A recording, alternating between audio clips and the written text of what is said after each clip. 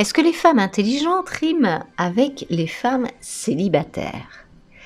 Les zèbres, les HP au potentiel, les HPE au potentiel émotionnel sont des termes dont vous avez peut-être déjà entendu parler. Je n'aime pas trop mettre des personnes dans des cases, c'est comme leur mettre une étiquette. Pour autant, il y a une réalité qui est là. Certaines personnes sont plus sensibles ou plus intelligentes que d'autres. Mais aujourd'hui, j'aimerais aborder ce sujet en vous demandant de prendre plutôt ces informations avec un esprit assez ouvert et d'aborder l'intelligence sous un aspect plutôt cognitif, psychologique cognitif.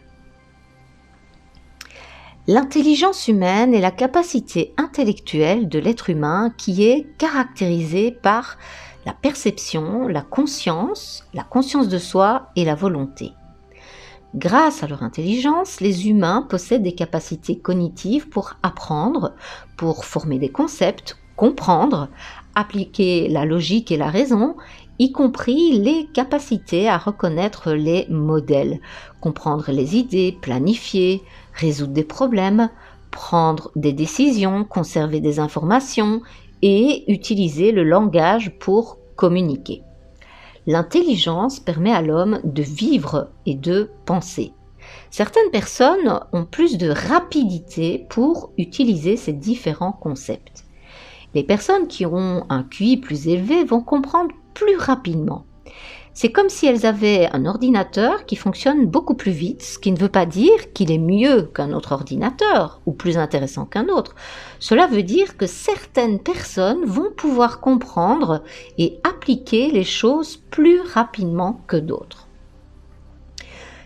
Le quotient intellectuel moyen est de 100.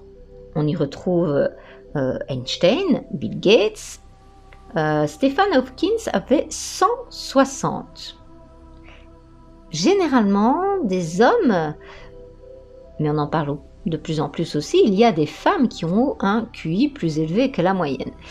Comme exemple, on a Sharon Stone qui a 164 et Marilyn Monroe qui avait 168. Les femmes sont souvent, elles, plutôt dans l'art, actrices ou chanteuses.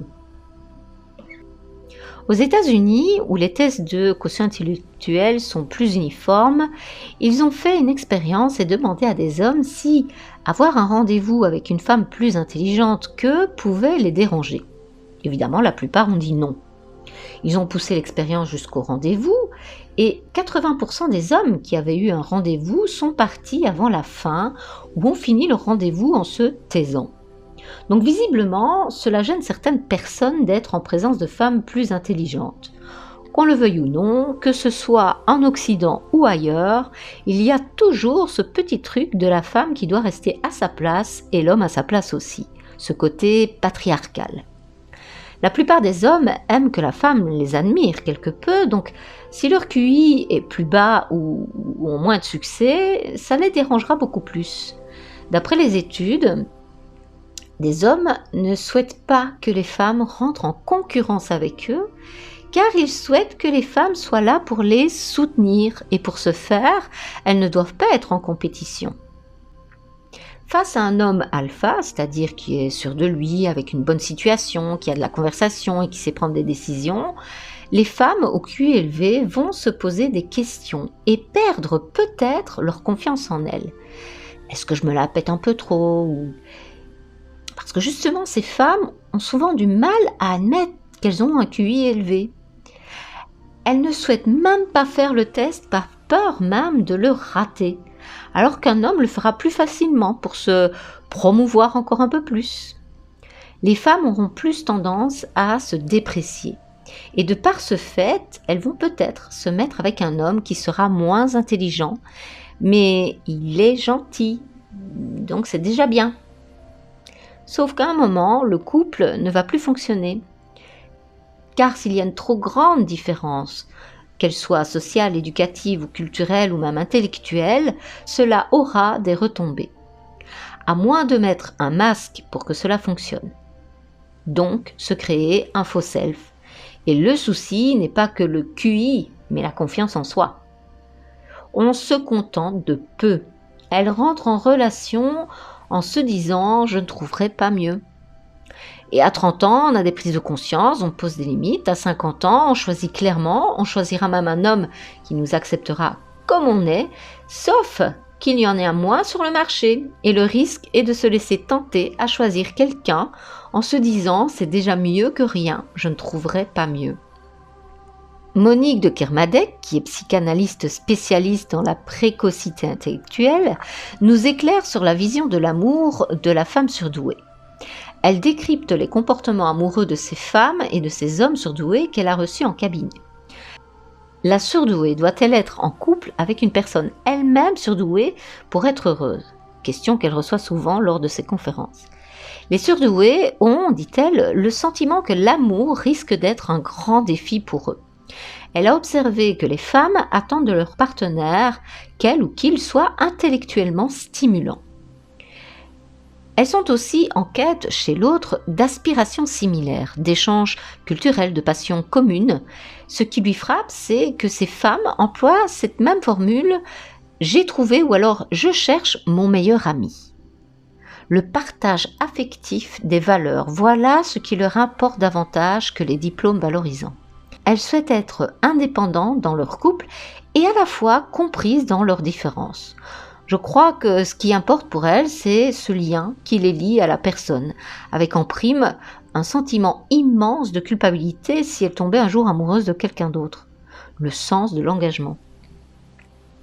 Ce n'est pas sa surefficience intellectuelle qui la fait souffrir, mais plutôt un sentiment de décalage. Ces psychanalystes rencontrent des femmes surdouées de tout âge.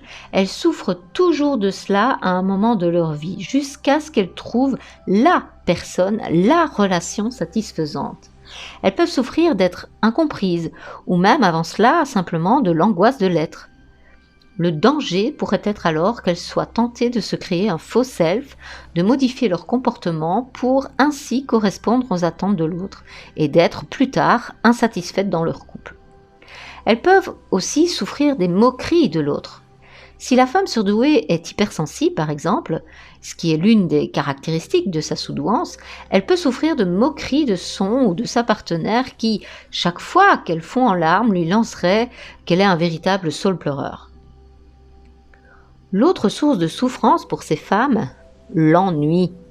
Leurs besoins ne sont peut-être pas les mêmes que leur moitié et pour éviter cet ennui, elles ont besoin d'instants de leur côté, de leur indépendance une nouvelle fois. De ne pas tout attendre d'une seule personne en somme. Et son partenaire? Quelle difficulté pour l'autre en couple avec une femme surdouée.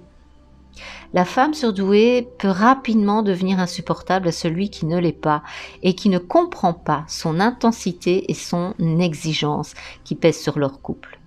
Elle va attendre beaucoup de l'autre. Un autre qui ne sera pas de mauvaise foi mais qui ne réussira pas à combler tant d'exigences. Comment ces femmes surdouées vivent-elles ces ruptures? Sont-elles émotionnellement plus fortes du fait de leur hypersensibilité? Capables d'intellectualiser, elles savent gérer leur rupture puisqu'elles réussissent à analyser ses causes. Elles vont souffrir, certes, mais dans le deuxième temps, elles ne restent pas dans cet abattement qu'a pu provoquer la séparation. Et les femmes surdouées, célibataires, comment analysent-elles et vivent-elles leur célibat? Elles ont toujours peur de faire peur. Ce n'est pas possible, j'effraie les hommes, répète-t-elle. Eh bien, c'est ce que je me dis moi aussi souvent.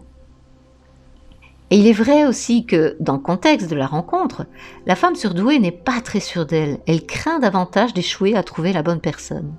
Quel conseil glisseriez-vous à une femme surdouée pour qu'elle s'épanouisse en amour? Eh bien, n'attendez pas tout d'une seule personne. Ne vous forcez pas à tout faire avec l'autre. Et parfois même, pour certains couples mixtes, ne vous obligez pas à vivre ensemble.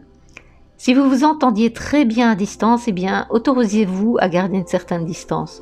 Cela ne vous empêche pas de vous regarder comme un couple. Adressez-vous à l'autre autrement qu'à travers de longs discours qui l'épuiseraient. Les sourires, les délicates attentions sont aussi des moyens d'expression. Et de manière plus générale, suivez votre instinct. Si un homme vous rabaisse ou paraît effrayé par votre intellect, demandez-vous si ça vaut vraiment le coup d'être en relation avec lui. Je vous dis à très bientôt, prenez bien soin de vous.